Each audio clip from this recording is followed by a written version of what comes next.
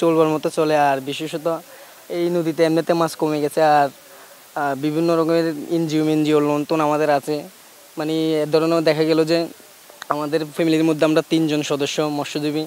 তো আমরা নদীতে যাই, তো সব কিছু মেনটেন করাতে অনেক কষ্টকর হয়ে যায়। আর বলতে গেলে একটা ফ্যামিলিতে ম্যাক্সিমাম ধরুন এক ফ্যামিলিতে 5 জন মানুষ যদি থাকে, পকেট খরচ সহ ফ্যামিলি খরচ সহ ম্যাক্সিমাম 1,000 টাকা লাগে। দেখা গেলো সব শেষে মাস শেষে 30,000 টাকা।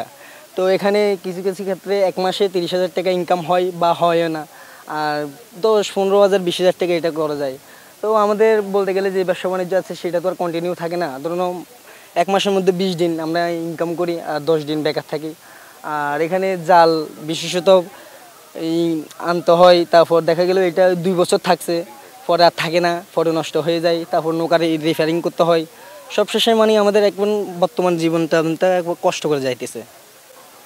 নদীতে যাই আমরা, মনে করেন ব্যবসা বাণিজ্য খাই, ব্যবসা বাণিজ্য করি, কিছু মাছ কম পাই। ছেলে মেয়ে লেখাপড়া করতে পারি নাই, টাকার অভাবে লেখাপড়া করতে আমরা পারি নাই। ছেলে মেয়েরে আমরা অশিক্ষিত, ছেলে মেয়েকে আমরা অশিক্ষিত বানিয়ে দিয়েছি। আমরা ক্ষুদ্র হেডের জন্য নদীতে থাকি, যা মাছ ব্যবসা করি, কিছু আমরা খাই, ছেলে মেয়েকে পড়াতে পারি না। যাতে আমাদের এই সমস্যাটা। তো বাবু না, জেলেরা তো উপরের দিকে, জেলের কোনো শ্বাস নাই, জেলের কোনো ঘাড়ি নাই, ছেলের কোনো চাকরি নেই, তাদেরা নদীর ব্যবসা করে খা। এখন নদী ভাঙি জেলেরা কত কষ্ট করে, কত দুঃখ করে, সে কথা বলবার মতন না।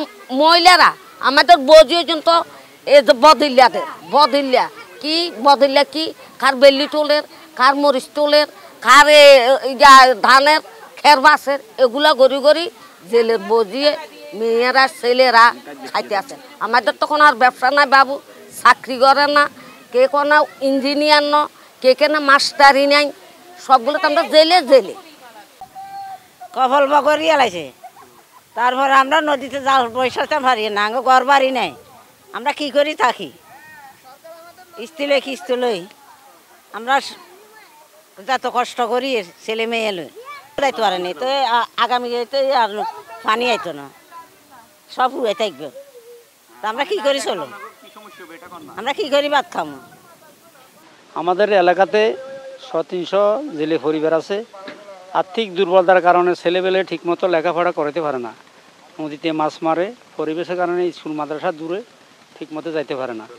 এখন কত হলো পরিবেশ, টাকা পয়সার কারণে লেখাপড়া উচ্চশিক্ষা যাইতে পারে না। তো কোনোরকম ওয়ান টুলাতে যায়, আর চলার পরিবেশ নাই, রোড ঘাটের পরিবেশ কম, এই জন্য ঠিকমতো লেখাপড়া করতে না, বইপত্র কিনতে পারে না, স্কুল মাদ্রাসায় দিতে পারে না। এইগুলো পরিবেশ কারণে লেখাপড়া করতে পারে না। স্যার আমরা তো জন্মগত আঙুর বাধ্যতা শুদ্ধ খুশি করি এসে ফেসাই না আঙুর কন্যায়, আর মুসের ব্যবসায় নাই, এখন জাগা জমিনও নাই। আঙুর জন্মগত ব্যবসায় আনলে আমরা নদীতে মাছ মারি সাইকা খাই।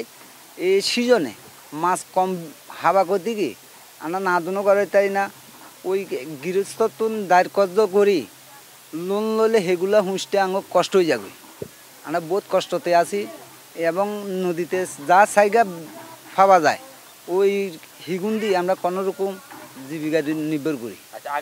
আপনারা জানেন যে মাছের সুষ্ঠু প্রজনন, উৎপাদন ও মজুদ সংরক্ষণ এবং টেকসই মৎস্য আহরণ প্রকল্পে আপনার আগামী 20 মে থেকে 23 জুলাই পর্যন্ত সমুদ্রে সকল ধরনের মৎস্য এবং চিংড়ি জাতীয় মাছ আহরণ পুরোপুরি নিষিদ্ধ রয়েছে। এবং এই নিষিদ্ধ থাকাকালীন সময়ে আমাদের যে সোনাগাজীতে প্রায় 345 জন কাঠধারী জেলে রয়েছে, এদেরকে আমরা সরকারি সহায়তা হিসেবে প্রথম পর্যায়ে প্রায় 56 কেজি করে আপনার চাল ভিজিএফের মাধ্যমে চাল বিতরণ করা হয়েছে এবং এরা প্রায় পরবর্তীতে আবার এরা চাল পাবে। এবং আমরা আমাদের এখানে 2টা প্রকল্প রয়েছে, প্রকল্পের আন্ডারে এদেরকে আমরা বিভিন্ন সময়ে বিভিন্ন ধরনের প্রশিক্ষণ প্রদান করে থাকি।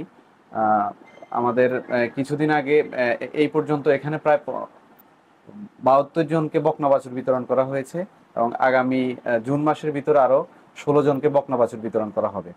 এর বাইরেও এদেরকে স্বাবলম্বী হওয়ার জন্য বিভিন্ন ধরনের সোশ্যাল ডেভেলপমেন্ট প্রোগ্রামের মাধ্যমে বিভিন্ন ধরনের প্রশিক্ষণ প্রদান করা হচ্ছে, যাতে এরা আপনার নিজে নিজে স্বাবলম্বী হয়ে অন্তত এই ব্যানিং সিজনটাতে ভালোভাবে চলতে পারে।